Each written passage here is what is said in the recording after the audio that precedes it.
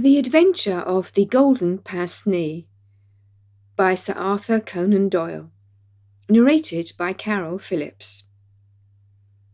When I look at the 3 massive manuscript volumes which contain our work for the year 1894, I confess that it is very difficult for me, out of such a wealth of material, to select the cases which are most interesting in themselves, and at the same time most conducive to a display of those peculiar powers for which my friend was famous.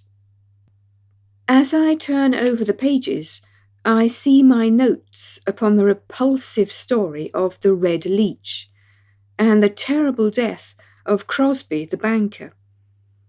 Here also I find an account of the Addleton tragedy, and the singular contents of the ancient British barrow.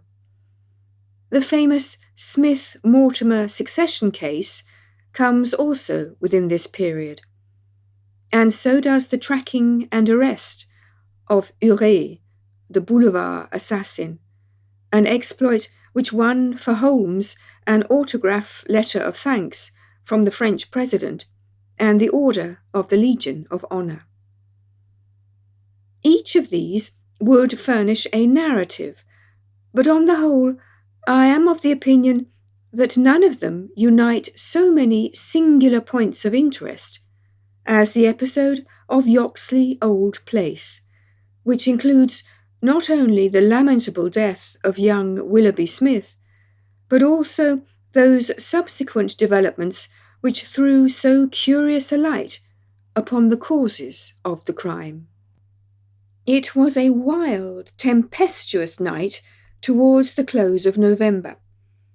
Holmes and I sat together in silence all the evening, he engaged with a powerful lens, deciphering the remains of the original inscription upon a palimpsest. I deep in a recent treatise upon surgery. Outside, the wind howled down Baker Street, while the rain beat fiercely against the windows.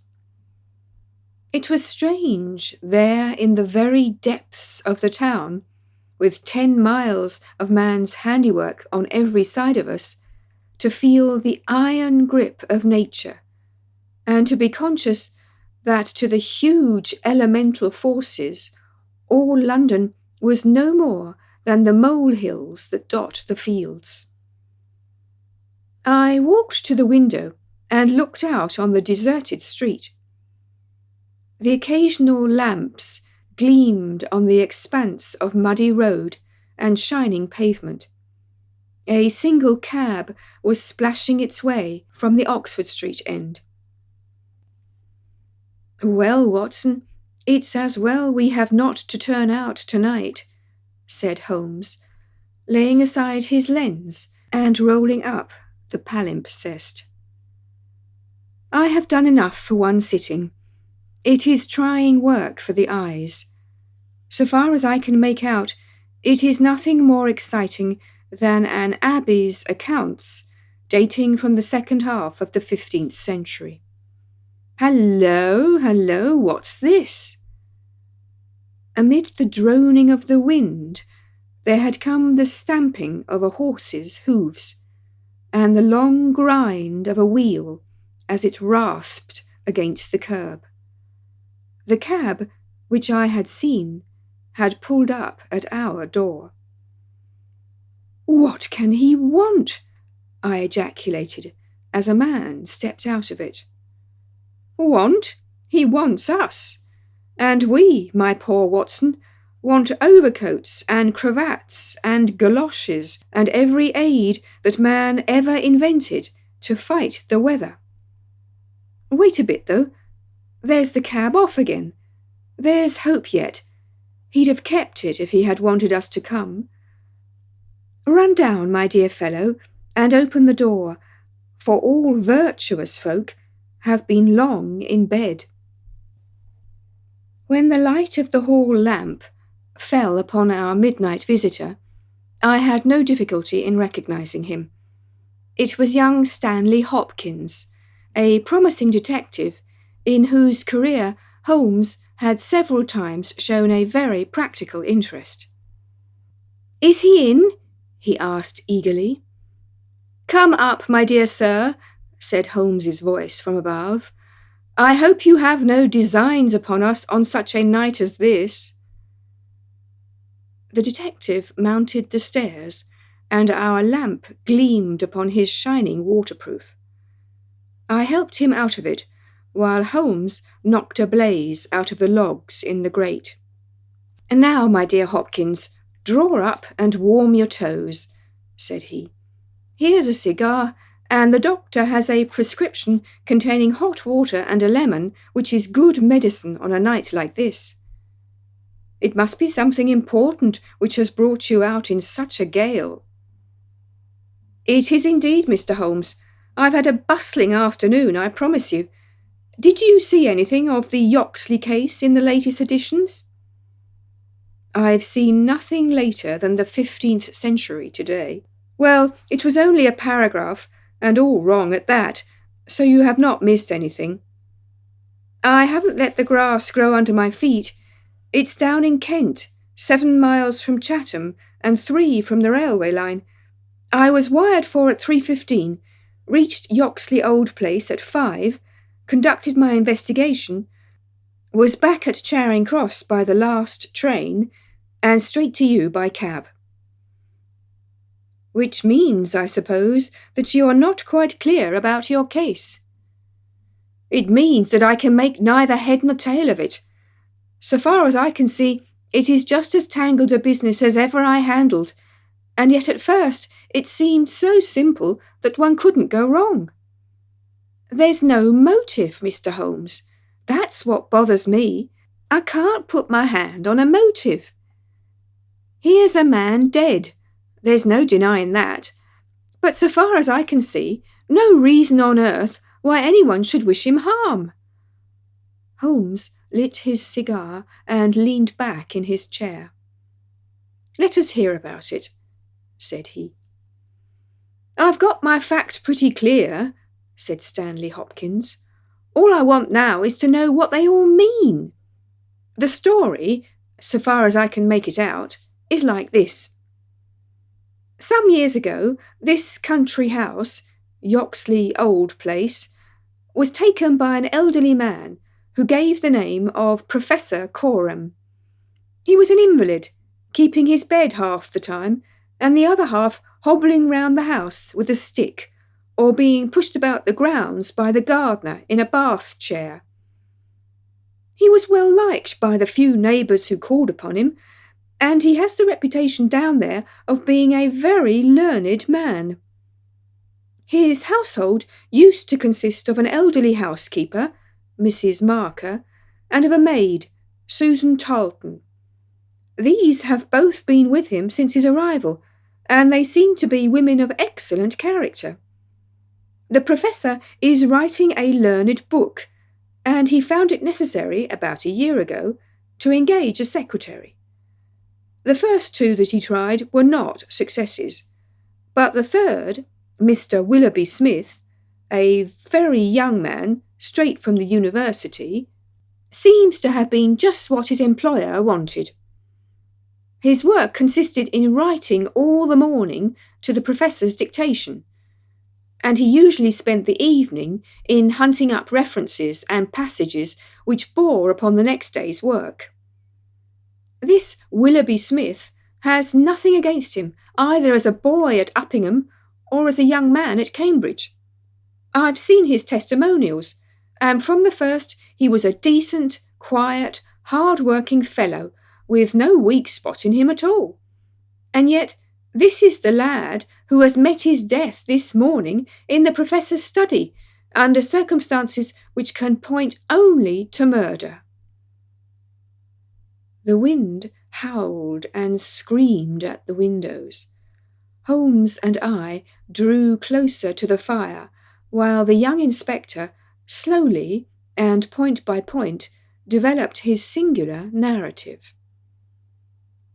"If you were to search all England," said he, I don't suppose you could find a household more self-contained or free from outside influences.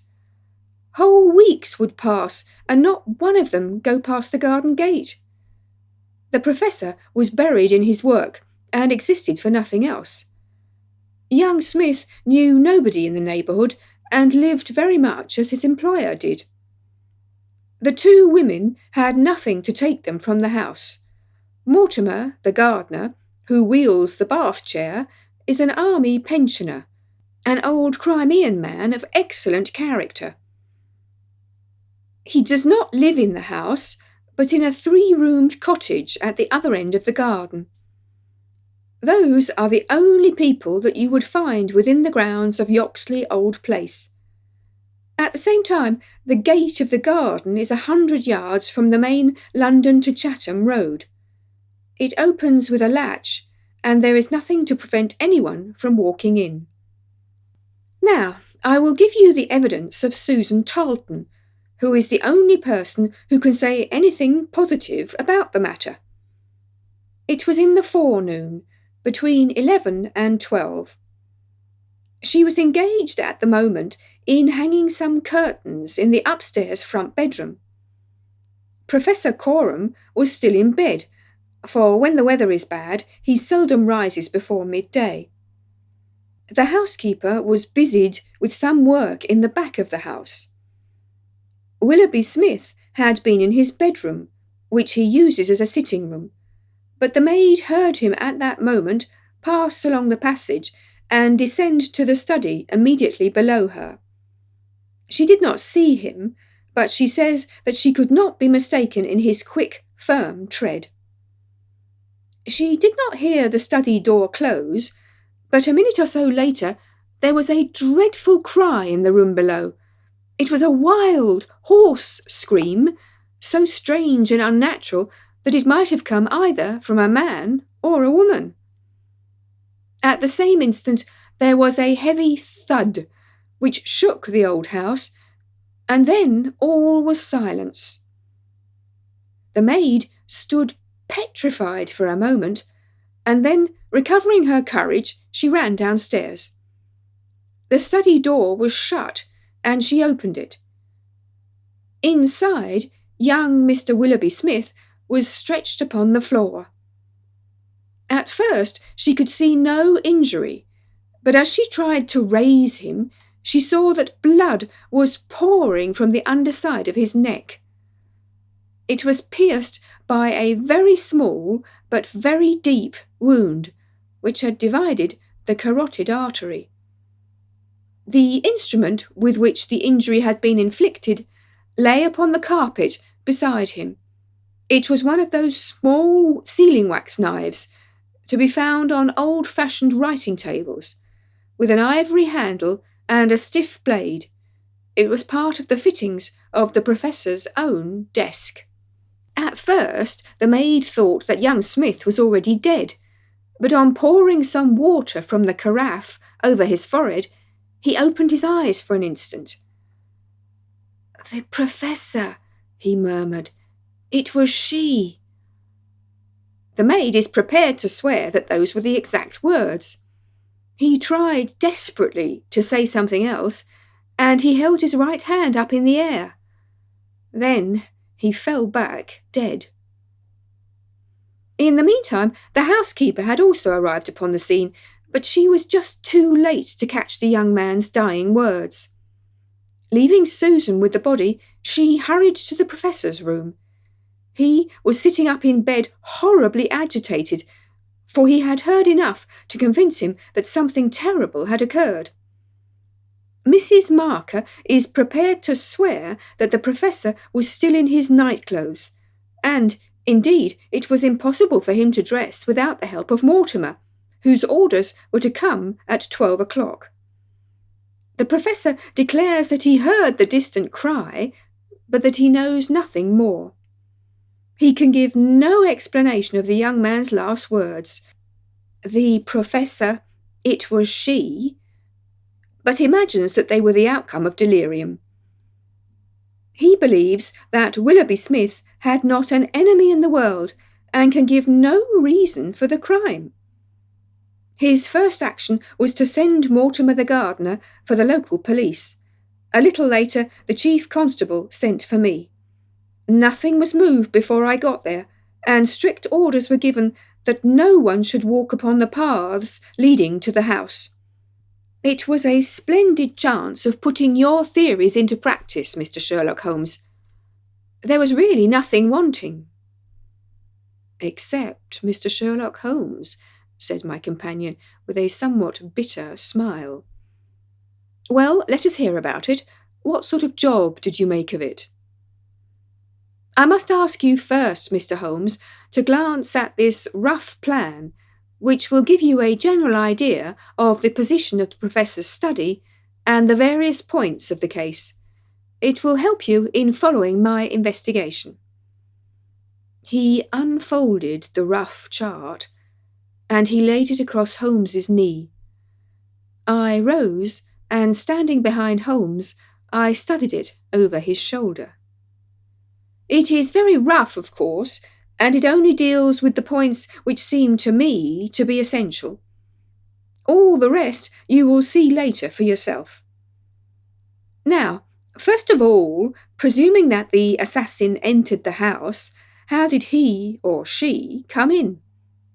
Undoubtedly by the garden path and the back door, from which there is direct access to the study. Any other way would have been exceedingly complicated. The escape must have also been made along that line, for of the two other exits from the room, one was blocked by Susan as she ran downstairs, and the other leads straight to the Professor's bedroom. I therefore directed my attention at once to the garden path, which was saturated with recent rain and would certainly show any footmarks. My examination showed me that I was dealing with a cautious and expert criminal. No footmarks were to be found on the path. There could be no question, however, that someone had passed along the grass border which lines the path, and that he had done so in order to avoid leaving a track. I could not find anything in the nature of a distinct impression, but the grass was trodden down, and someone had undoubtedly passed. It could only have been the murderer, since neither the gardener nor anyone else had been there that morning, and the rain had only begun during the night. One moment, said Holmes. Where does this path lead to? To the road. How long is it? 100 yards or so. At the point where the path passes through the gate, you could surely pick up the tracks. Unfortunately, the path was tiled at that point. Well, on the road itself. No, it was all trodden into mire. Tut, tut. Well then, these tracks upon the grass, were they coming or going? It was impossible to say. There was never any outline. A large foot or a small? You could not distinguish. Holmes gave an ejaculation of impatience. It has been pouring rain and blowing a hurricane ever since, said he. It will be harder to read now than that palimpsest. Well, it can't be helped. What did you do, Hopkins, after you had made certain that you had made certain of nothing? I think I made certain of a good deal, Mr. Holmes. I knew that someone had entered the house cautiously from without. I next examined the corridor. It is lined with coconut matting and had taken no impression of any kind. This brought me into the study itself. It is a scantily furnished room. The main article is a large writing table with a fixed bureau. This bureau consists of a double column of drawers with a central small cupboard between them. The drawers were open, the cupboard locked. The drawers, it seems, were always open, and nothing of value was kept in them. There were some papers of importance in the cupboard, but there were no signs that this had been tampered with, and the Professor assures me that nothing was missing. It is certain that no robbery has been committed. I come now to the body of the young man. It was found near the bureau, and just to the left of it, as marked upon that chart. The stab was on the right side of the neck, and from behind forwards, so that it is almost impossible that it could have been self-inflicted. Unless he fell upon the knife, said Holmes. Exactly. The idea crossed my mind, but we found the knife some feet away from the body, so that seems impossible. Then, of course, there are the man's own dying words. And finally, there was this very important piece of evidence which was found clasped in the dead man's right hand. From his pocket, Stanley Hopkins drew a small paper packet. He unfolded it and disclosed a golden pince-nez with 2 broken ends of black silk cord dangling from the end of it. Willoughby Smith had excellent sight, he added. There can be no question that this was snatched from the face or the person of the assassin. Sherlock Holmes took the glasses into his hand and examined them with the utmost attention and interest. He held them on his nose, endeavoured to read through them, went to the window and stared up the street with them, looked at them most minutely in the full light of the lamp, and finally, with a chuckle, seated himself at the table and wrote a few lines upon a sheet of paper, which he tossed across to Stanley Hopkins. "That's the best I can do for you," said he. "It may prove to be of some use." The astonished detective read the note aloud. It ran as follows. Wanted, a woman of good address, attired like a lady. She has a remarkably thick nose, with eyes which are set close upon either side of it. She has a puckered forehead, a peering expression, and probably rounded shoulders. There are indications that she has had recourse to an optician at least twice during the last few months. As her glasses are of remarkable strength, and as opticians are not very numerous, there should be no difficulty in tracing her. Holmes smiled at the astonishment of Hopkins, which must have been reflected upon his features. "Surely my deductions are simplicity itself," said he.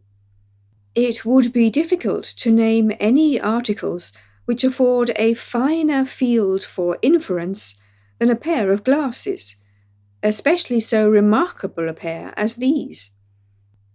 That they belong to a woman, I infer from their delicacy, and also, of course, from the last words of the dying man.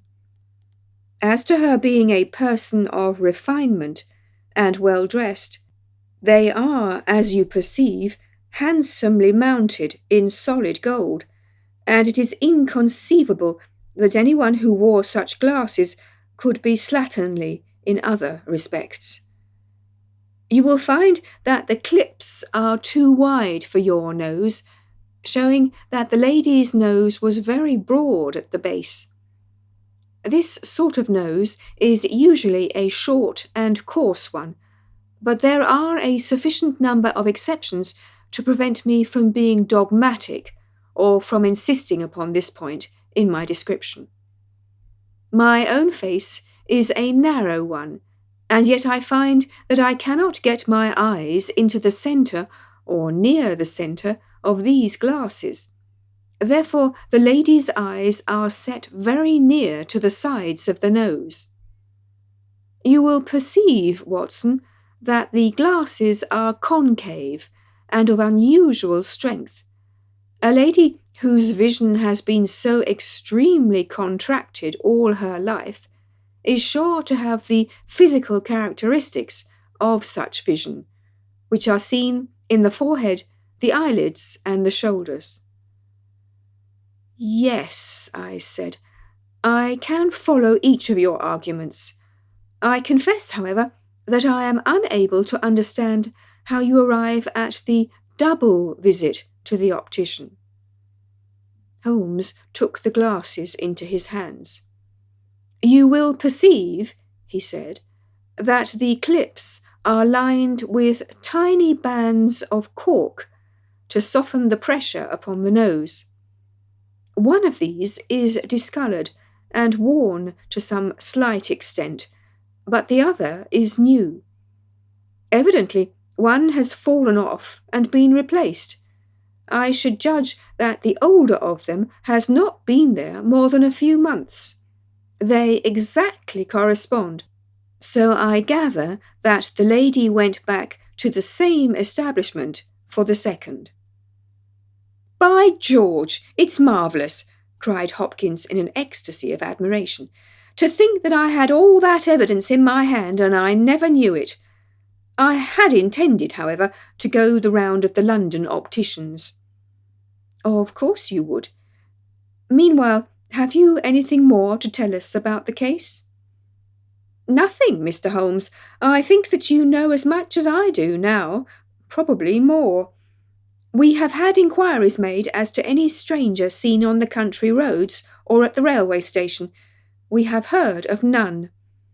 What beats me is the utter want of all object in the crime.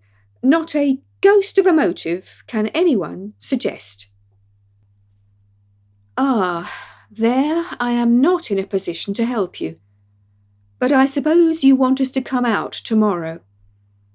If it's not asking too much, Mr. Holmes, there's a train from Charing Cross to Chatham at 6 in the morning, and we should be at Yoxley Old Place between 8 and 9. Then we shall take it. Your case has certainly some features of great interest, and I shall be delighted to look into it. Well, it's nearly 1, and we had best get a few hours' sleep.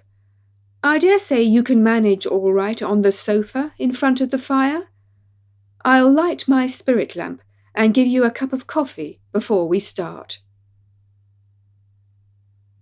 The gale had blown itself out next day, but it was a bitter morning when we started upon our journey.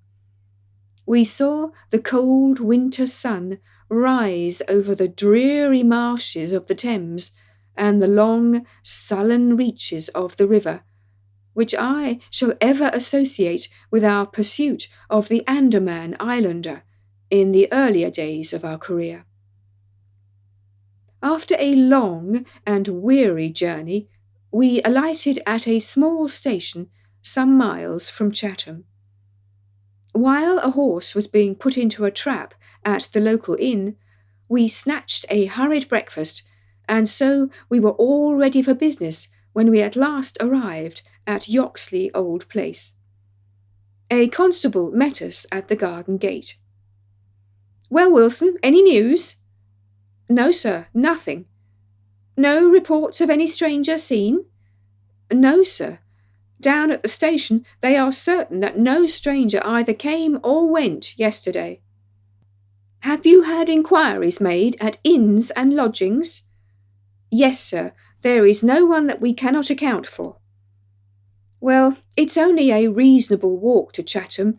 Anyone might stay there, or take a train without being observed. This is the garden path of which I spoke, Mr. Holmes. I'll pledge my word there was no mark on it yesterday. On which side were the marks on the grass? This side, sir. This narrow margin of grass between the path and the flower bed. I can't see the traces now, but they were clear to me then. Yes, someone has passed along, said Holmes, stooping over the grass border. Our lady must have picked her steps carefully, must she not, since on the one side she would leave a track on the path, and on the other an even clearer one on the soft bed. Yes, sir, she must have been a cool hand. I saw an intent look pass over Holmes's face. You say that she must have come back this way? Yes, sir, there is no other. On this strip of grass? Certainly, Mr. Holmes. It was a very remarkable performance. Very remarkable. Well, I think we have exhausted the path. Let us go farther. This garden door is usually kept open, I suppose? Then this visitor had nothing to do but to walk in. The idea of murder was not in her mind, or she would have provided herself with some sort of weapon instead of having to pick this knife off the writing table. She advanced along this corridor, leaving no traces upon the cocoa-nut matting. Then she found herself in this study. How long was she there? We have no means of judging. Not more than a few minutes, sir. I forgot to tell you that Mrs. Marker, the housekeeper, had been in there tidying not very long before. About a quarter of an hour, she says. Well, that gives us a limit. Our lady enters this room, and what does she do? She goes over to the writing table. What for? Not for anything in the drawers. If there had been anything worth her taking, it would surely have been locked up. No, it was for something in that wooden bureau. Hello, what is that scratch upon the face of it? Just hold a match, Watson. Why did you not tell me of this, Hopkins? The mark which he was examining began upon the brasswork on the right-hand side of the keyhole, and extended for about 4 inches, where it had scratched the varnish from the surface. I noticed it, Mr. Holmes, but you'll always find scratches round a keyhole. This is recent, quite recent. See how the brass shines where it is cut. An old scratch would be the same colour as the surface. Look at it through my lens. There's the varnish, too, like earth on each side of a furrow. Is Mrs. Marker there? A sad-faced, elderly woman came into the room. Did you dust this bureau yesterday morning? Yes, sir. Did you notice this scratch? No, sir, I did not. I am sure you did not, for a duster would have swept away these shreds of varnish. Who has the key of this bureau? The professor keeps it on his watch chain. Is it a simple key? No, sir, it is a Chubb's key. Very good. Mrs. Marker, you can go. Now we are making a little progress. Our lady enters the room, advances to the bureau, and either opens it or tries to do so. While she is thus engaged, young Willoughby Smith enters the room. In her hurry to withdraw the key, she makes this scratch upon the door. He seizes her, and she, snatching up the nearest object, which happens to be this knife, strikes at him in order to make him let go his hold. The blow is a fatal one. He falls, and she escapes, either with or without the object for which she has come. Is Susan the maid there? Could anyone have got away through that door after the time that you heard the cry, Susan? No, sir, it is impossible. Before I got down the stair, I'd have seen anyone in the passage. Besides, the door never opened, for I would have heard it. That settles this exit. Then, no doubt, the lady went out the way she came. I understand that this other passage leads only to the professor's room? There is no exit that way? No, sir. We shall go down it and make the acquaintance of the professor. Hello, Hopkins. This is very important indeed. The professor's corridor is also lined with coconut matting. Well, sir, what of that? Don't you see any bearing upon the case? Well, well, I don't insist upon it. No doubt I am wrong, and yet it seems to me to be suggestive. Come with me and introduce me. We passed down the passage, which was of the same length as that which led to the garden. At the end was a short flight of steps, ending in a door. Our guide knocked, and then ushered us into the professor's bedroom. It was a very large chamber, lined with innumerable volumes, which had overflowed from the shelves and lay in piles in the corners, or were stacked all round at the base of the cases. The bed was in the centre of the room, and in it, propped up with pillows, was the owner of the house. I have seldom seen a more remarkable-looking person. It was a gaunt, aquiline face which was turned towards us, with piercing dark eyes which lurked in deep hollows under overhung and tufted brows. His hair and beard were white, save that the latter was curiously stained with yellow around his mouth. A cigarette glowed amid the tangle of white hair, and the air of the room was fetid with stale tobacco smoke. As he held out his hand to Holmes, I perceived that it also was stained yellow with nicotine. "A smoker, Mr. Holmes?"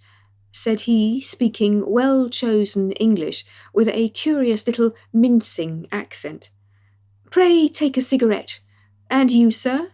I can recommend them, for I have them especially prepared by Ionides of Alexandria. He sends me 1,000 at a time, and I grieve to say that I have to arrange for a fresh supply every fortnight. Bad, sir, very bad, but an old man has few pleasures. Tobacco and my work, that is all that is left to me." Holmes had lit a cigarette and was shooting little darting glances all over the room. "Tobacco and my work, but now only tobacco," the old man exclaimed. "Alas, what a fatal interruption! Who could have foreseen such a terrible catastrophe? So estimable a young man, I assure you that after a few months' training he was an admirable assistant. What do you think of the matter, Mr. Holmes?" "I have not yet made up my mind." "I shall indeed be indebted to you if you can throw a light where all is so dark to us. To a poor bookworm and invalid like myself, such a blow is paralyzing. I seem to have lost the faculty of thought. But you are a man of action. You are a man of affairs. It is part of the everyday routine of your life. You can preserve your balance in every emergency. We are fortunate indeed in having you at our side." Holmes was pacing up and down one side of the room whilst the old professor was talking. I observed that he was smoking with extraordinary rapidity. It was evident that he shared our host's liking for the fresh Alexandrian cigarettes. "Yes, sir, it is a crushing blow," said the old man. "That is my magnum opus, the pile of papers on the side table yonder. It is my analysis of the documents found in the Coptic monasteries of Syria and Egypt, a work which will cut deep at the very foundations of revealed religion.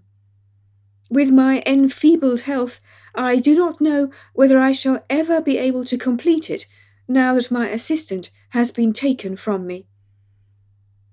"Dear me, Mr. Holmes, why, you are even a quicker smoker than I am myself." Holmes smiled.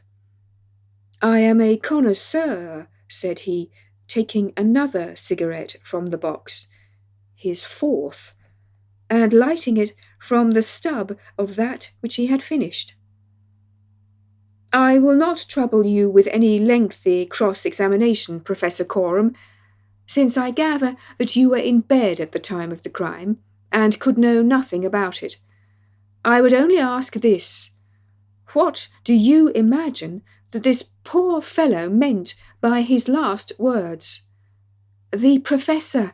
It was she!" The Professor shook his head. "Susan is a country girl," said he, "and you know the incredible stupidity of that class. I fancy that the poor fellow murmured some incoherent, delirious words, and that she twisted them into this meaningless message." "I see. You have no explanation yourself of the tragedy?"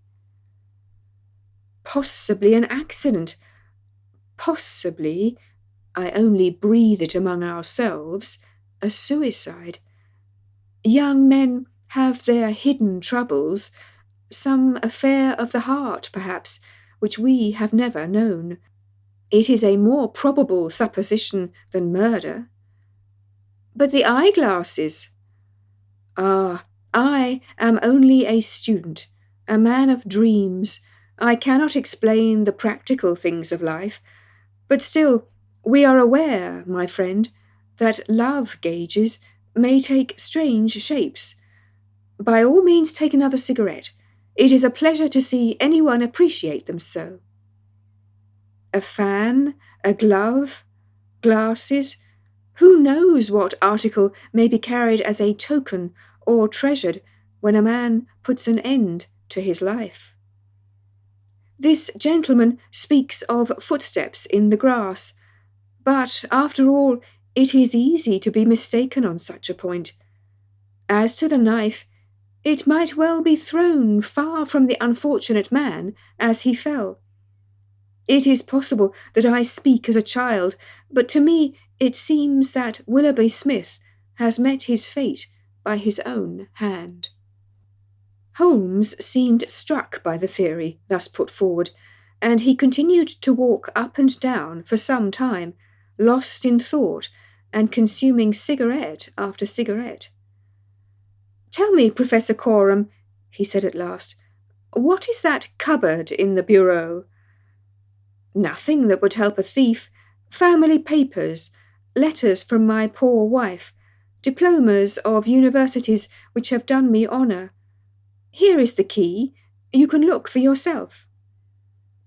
Holmes picked up the key and looked at it for an instant. Then he handed it back. "No, I hardly think that it would help me," said he. "I should prefer to go quietly down to your garden and turn the whole matter over in my head. There is something to be said for the theory of suicide which you have put forward. We must apologize for having intruded upon you, Professor Coram, and I promise that we won't disturb you until after lunch. At 2 o'clock we will come again and report to you anything which may have happened in the interval." Holmes was curiously distrait, and we walked up and down the garden path for some time in silence. "Have you a clue?" I asked at last. "It depends upon those cigarettes that I smoked," said he. "It is possible that I am utterly mistaken.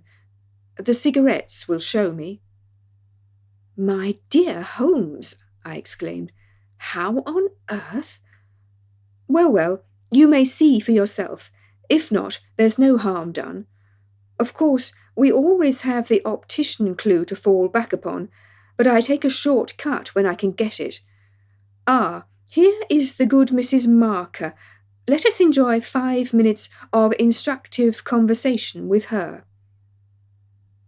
I may have remarked before that Holmes had, when he liked, a peculiarly ingratiating way with women, and that he very readily established terms of confidence with them. In half the time which he had named, he had captured the housekeeper's goodwill, and was chatting with her as if he had known her for years. "Yes, Mr. Holmes, it is as you say, sir. He does smoke something terrible, all day, and sometimes all night, sir. I've seen that room of a morning. Well, sir, you'd have thought it was a London fog. Poor young Mr. Smith. He was a smoker also, but not as bad as the Professor. His health? Well, I don't know that it's better nor worse for the smoking." "Ah," said Holmes, "but it kills the appetite." "Well, I don't know about that, sir." "I suppose the Professor eats hardly anything?" "Well, he is variable, I'll say that for him." "I'll wager he took no breakfast this morning, and won't face his lunch after all the cigarettes I saw him consume." "Well, you're out there, sir, as it happens, for he ate a remarkable big breakfast this morning. I don't know when I've known him make a better one, and he's ordered a good dish of cutlets for his lunch. I'm surprised myself, for since I came into that room yesterday and saw young Mr. Smith lying there on the floor, I couldn't bear to look at food. Well, it takes all sorts to make a world, and the Professor hasn't let it take his appetite away." We loitered the morning away in the garden. Stanley Hopkins had gone down to the village to look into some rumours of a strange woman who had been seen by some children on the Chatham Road the previous morning. As to my friend, all his usual energy seemed to have deserted him. I had never known him handle a case in such a half-hearted fashion. Even the news brought back by Hopkins that he had found the children, and that they had undoubtedly seen a woman exactly corresponding with Holmes's description, and wearing either spectacles or eyeglasses, failed to rouse any sign of keen interest. He was more attentive when Susan, who waited upon us at lunch, volunteered the information that she believed Mr. Smith had been out for a walk yesterday morning, and that he had only returned half an hour before the tragedy occurred. I could not myself see the bearing of this incident, but I clearly perceived that Holmes was weaving it into the general scheme which he had formed in his brain. Suddenly he sprang from his chair and glanced at his watch. 2 o'clock, gentlemen," said he. "We must go up and have it out with our friend the Professor." The old man had just finished his lunch, and certainly his empty dish bore evidence to the good appetite with which his housekeeper had credited him. He was indeed a weird figure as he turned his white mane and his glowing eyes towards us. The eternal cigarette smouldered in his mouth. He had been dressed and was seated in an armchair by the fire. "Well, Mr. Holmes, have you solved this mystery yet?"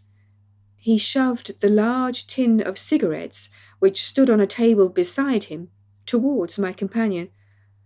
Holmes stretched out his hand at the same moment, and between them they tipped the box over the edge. For a minute or two we were all on our knees retrieving stray cigarettes from impossible places. When we rose again, I observed that Holmes's eyes were shining and his cheeks tinged with colour. Only at a crisis have I seen those battle signals flying. "Yes," said he, "I have solved it." Stanley Hopkins and I stared in amazement. Something like a sneer quivered over the gaunt features of the old Professor.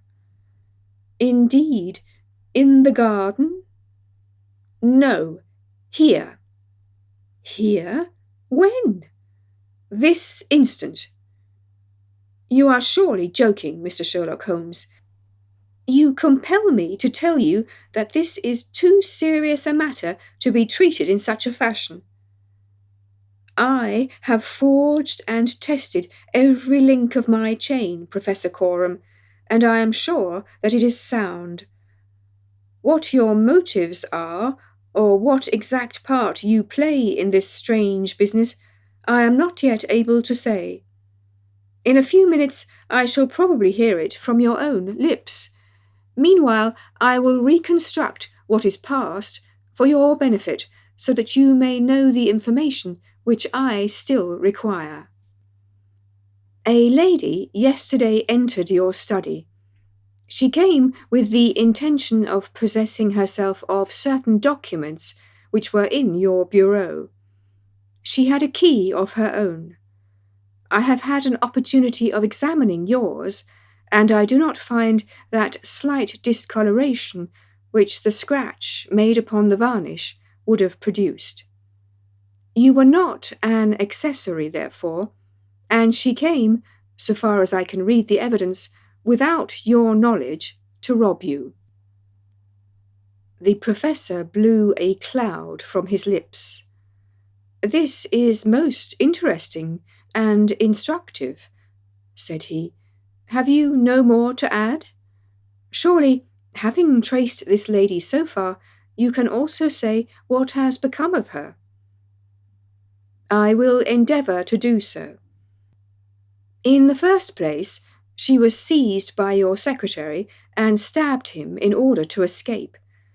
This catastrophe I am inclined to regard as an unhappy accident, for I am convinced that the lady had no intention of inflicting so grievous an injury. An assassin does not come unarmed. Horrified by what she had done, she rushed wildly away from the scene of the tragedy.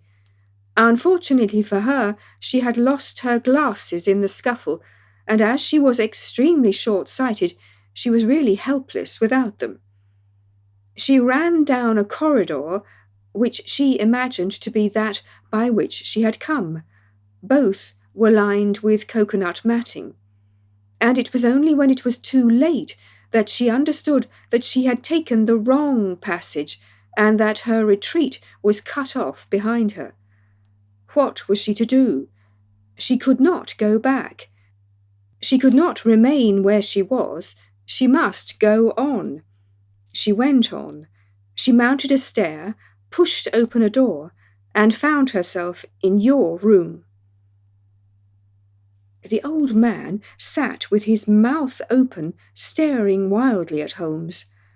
Amazement and fear were stamped upon his expressive features. Now, with an effort, he shrugged his shoulders and burst into insincere laughter. "All very fine, Mr. Holmes," said he, "but there is one little flaw in your splendid theory.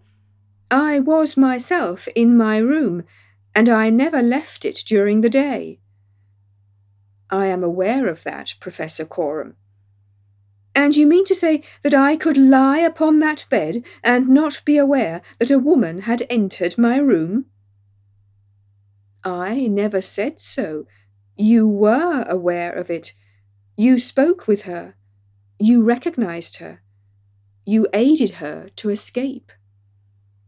Again the professor burst into high-keyed laughter. He had risen to his feet, and his eyes glowed like embers.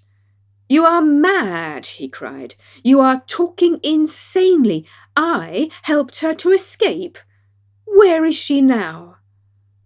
"She is there," said Holmes, and he pointed to a high bookcase in the corner of the room.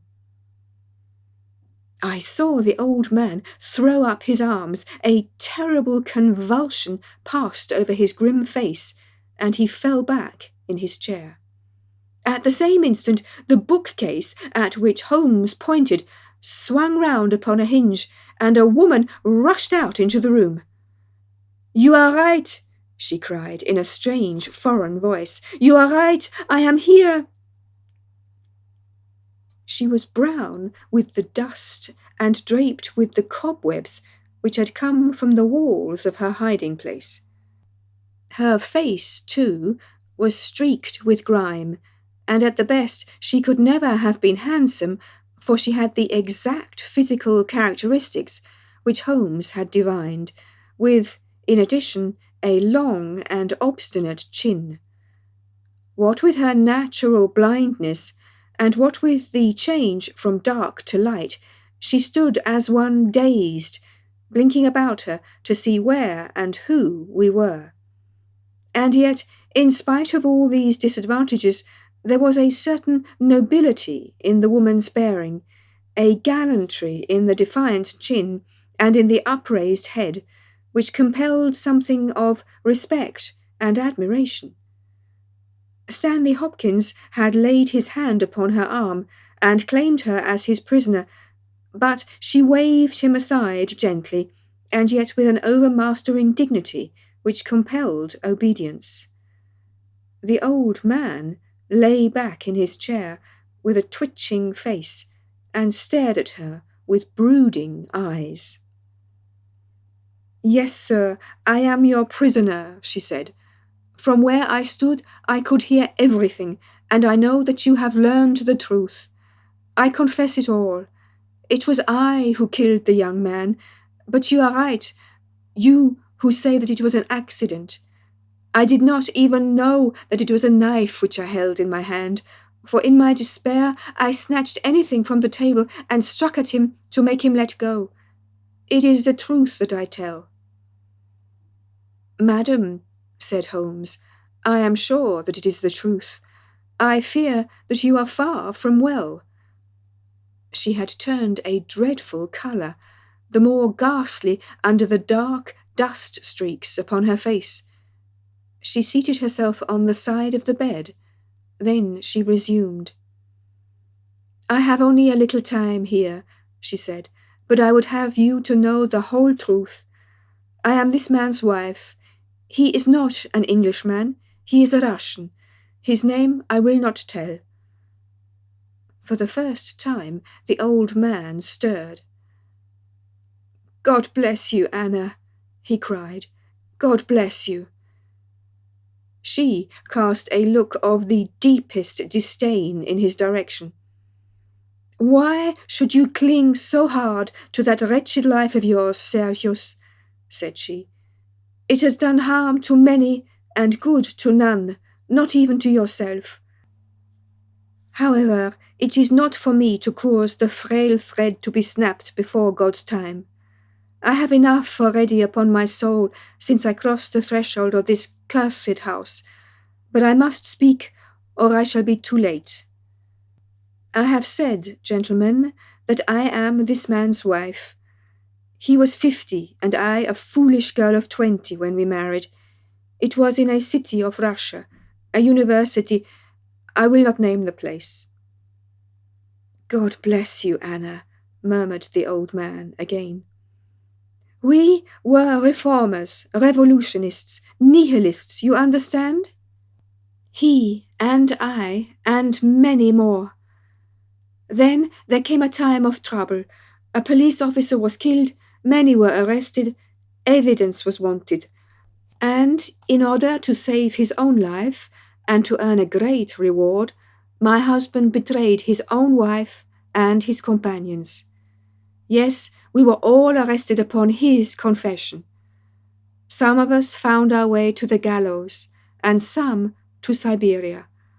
I was among these last, but my term was not for life. My husband came to England with his ill-gotten gains, and has lived in quiet ever since, knowing well that if the Brotherhood knew where he was, not a week would pass before justice would be done." The old man reached out a trembling hand and helped himself to a cigarette. "I am in your hands, Anna," said he. "You were always good to me." "I have not yet told you the height of his villainy," said she. "Among our comrades of the order, there was one who was the friend of my heart. He was noble, unselfish, loving, all that my husband was not. He hated violence. We were all guilty, if that is guilt, But he was not. He wrote forever dissuading us from such a course. These letters would have saved him. So would my diary, in which from day to day I had entered both my feelings towards him and the view which each of us had taken. My husband found and kept both diary and letters. He hid them, and he tried hard to swear away the young man's life. In this he failed, but Alexis was sent a convict to Siberia, where now, at this moment, he works in a salt mine. Think of that, you villain, you villain! Now, at this very moment, Alexis, a man whose name you are not worthy to speak, works and lives like a slave, and yet I have your life in my hands, and I let you go.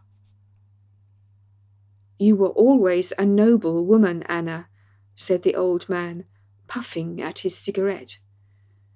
She had risen, but she fell back again with a little cry of pain. I must finish, she said. When my term was over, I set myself to get the diary and letters, which, if sent to the Russian government, would procure my friend's release. I knew that my husband had come to England. After months of searching, I discovered where he was. I knew that he still had the diary, for when I was in Siberia, I had a letter from him, once reproaching me and quoting some passages from its pages. Yet I was sure that with his revengeful nature he would never give it to me of his own free will. I must get it for myself. With this object, I engaged an agent from a private detective firm, who entered my husband's house as secretary. It was your second secretary, Sergius, the one who left you so hurriedly. He found that papers were kept in the cupboard, and he got an impression of the key. He would not go farther. He furnished me with a plan of the house, and he told me that in the forenoon the study was always empty, as the secretary was employed up here. So, at last, I took my courage in both hands, and I came down to get the papers for myself. I succeeded, but at what a cost! I had just taken the papers and was locking the cupboard when the young man seized me. I had seen him already that morning. He had met me in the road, and I had asked him to tell me where Professor Coram lived, not knowing that he was in his employ. Exactly, said Holmes. The secretary came back and told his employer of the woman he had met. Then, in his last breath, he tried to send a message that it was she, the she whom he had just discussed with him. You must let me speak, said the woman in an imperative voice, and her face contracted as if in pain. When he had fallen, I rushed from the room, chose the wrong door, and found myself in my husband's room. He spoke of giving me up. I showed him that if he did so, his life was in my hands. If he gave me to the law, I could give him to the brotherhood. It was not that I wished to live for my own sake, but it was that I desired to accomplish my purpose. He knew that I would do what I said, that his own fate was involved in mine. For that reason, and for no other, he shielded me. He thrust me into that dark hiding-place, a relic of old days, known only to himself. He took his meals in his own room, and so was able to give me part of his food. It was agreed that when the police left the house, I should slip away by night and come back no more. But in some way you have read our plans. She tore from the bosom of her dress a small packet. These are my last words, said she. Here is the packet which will save Alexis. I confide it to your honour and to your love of justice. Take it. You will deliver it at the Russian embassy. Now, I have done my duty, and— Stop her, cried Holmes. He had bounded across the room and had wrenched a small vial from her hand. Too late, she said, sinking back on the bed. Too late. I took the poison before I left my hiding place. My head swims. I am going. I charge you, sir, to remember the packet. A simple case, and yet in some ways an instructive one, Holmes remarked as we travelled back to town. It hinged from the outset upon the Pince-Nez. But for the fortunate chance of the dying man having seized these, I am not sure that we could ever have reached our solution. It was clear to me from the strength of the glasses that the wearer must have been very blind and helpless when deprived of them. When you asked me to believe that she walked along a narrow strip of grass without once making a false step, I remarked, as you may remember, that it was a noteworthy performance. In my mind, I set it down as an impossible performance, save in the unlikely case that she had a second pair of glasses. I was forced, therefore, to seriously consider the hypothesis that she had remained within the house. On perceiving the similarity of the two corridors, it became clear that she might very easily have made such a mistake, and in that case it was evident that she must have entered the professor's room. I was keenly on the alert, therefore, for whatever would bear out this supposition, and I examined the room narrowly for anything in the shape of a hiding-place.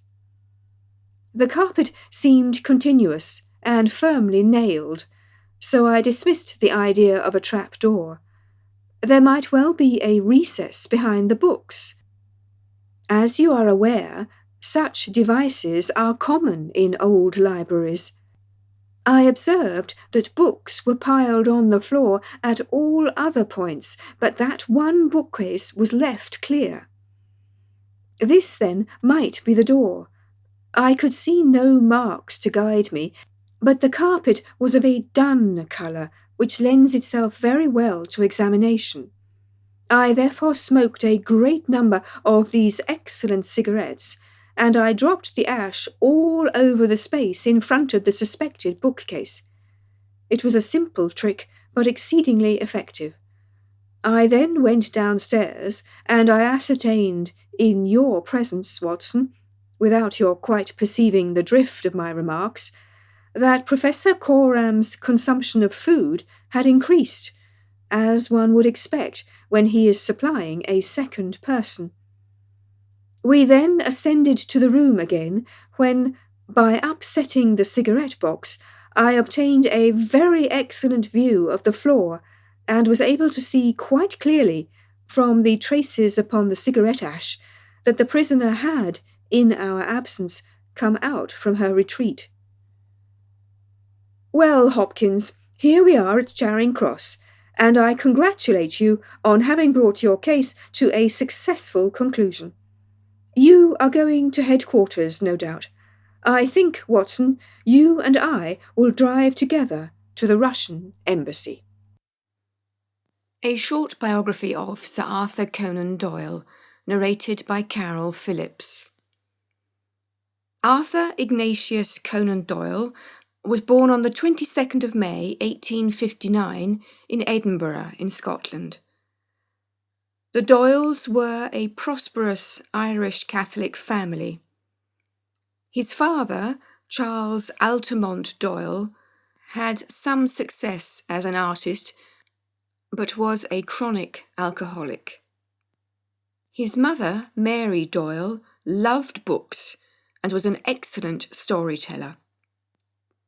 Conan Doyle later stated that the happiest recollections of his childhood were listening to his mother telling him stories. At the age of 9, wealthy members of the Doyle family offered to pay for his studies. Arthur spent 7 years in a Jesuit boarding school in England, which he hated. The only activities he enjoyed were writing to his mother, which he did regularly until her death, and playing sport in particular cricket, at which he was very good. During his time at boarding school, he realised that, like his mother, he had a talent for storytelling. Upon leaving school, one of Arthur's first tasks was to co-sign the committal papers for his father, who, as a result of his alcoholism, suffered from dementia. Conan Doyle described the events relating to the confinement of his father to a lunatic asylum in the story The Surgeon of Gaster Fell, which he wrote in 1880. Rather than following an artistic career, Arthur Conan Doyle decided to follow a medical one. For financial reasons, his mother had taken in a young lodger, Dr. Brian Charles, who had trained at the University of Edinburgh, and it was here that Conan Doyle undertook his medical studies.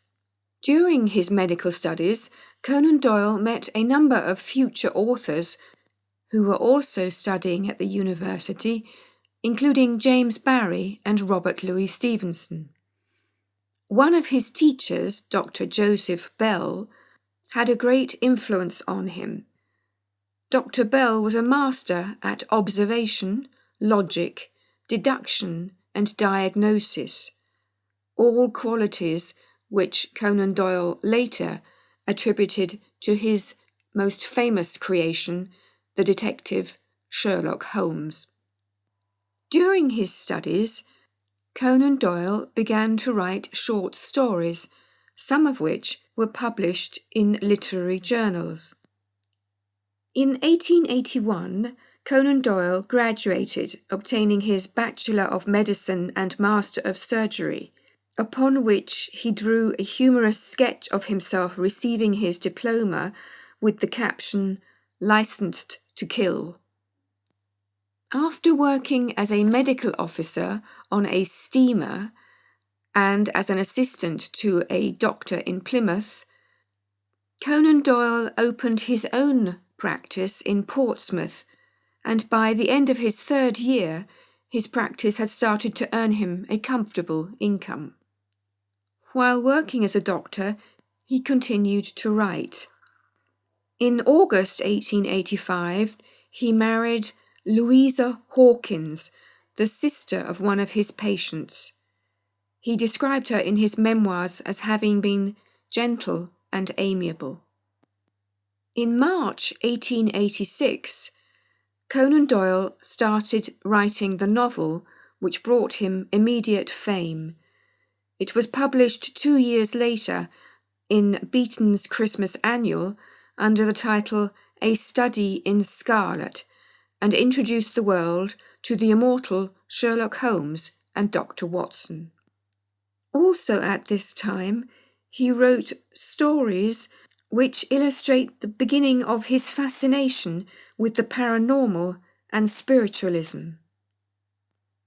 In August of 1889, Joseph Marshall Stoddart, managing editor of Lippincott's monthly magazine in Philadelphia, came to London to establish a British edition of his magazine. He commissioned the young doctor to write a short novel which was published in England and the US in February of 1890. This story, The Sign of Four, was responsible for establishing both the character Sherlock Holmes and the author Sir Arthur Conan Doyle. Conan Doyle's literary agent, A.P. Watt, made a deal with the Strand magazine to publish the Sherlock Holmes stories. The image of Sherlock Holmes was created by the illustrator Sidney Paget. This collaboration lasted for many decades and was instrumental in making the author, the magazine, and the artist world famous. After almost dying as a result of a virulent attack of influenza, Conan Doyle decided to abandon his medical career and concentrate on his literary one. In 1893, In spite of everyone's entreaties, the prolific but impulsive author decided to get rid of Sherlock Holmes. During a trip to Switzerland, he found the spot where his hero was to meet his end. In The Final Problem, published in December 1893, Sherlock Holmes and Professor Moriarty plunged to their deaths at the Reichenbach Falls.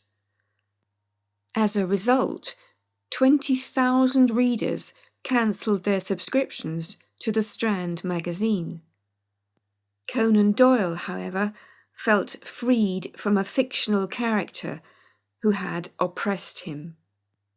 Following the death of his wife, who had been diagnosed with tuberculosis, and of his father, Conan Doyle suffered from depression, which may have caused him to become more and more fascinated by life beyond the veil. He became extremely interested in spiritualism and joined the Society for Psychical Research.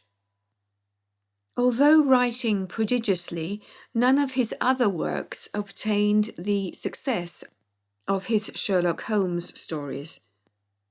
A long stay in the Exmoor region, including a visit to Dartmoor prison, gave him the inspiration for his next novel. But he realised the novel lacked a hero. However, he did not resurrect the detective Sherlock Holmes, but simply wrote the story as if it was a previously untold adventure. To the delight of thousands of frustrated fans, the Strand magazine published the first episode of The Hound of the Baskervilles in August of 1901.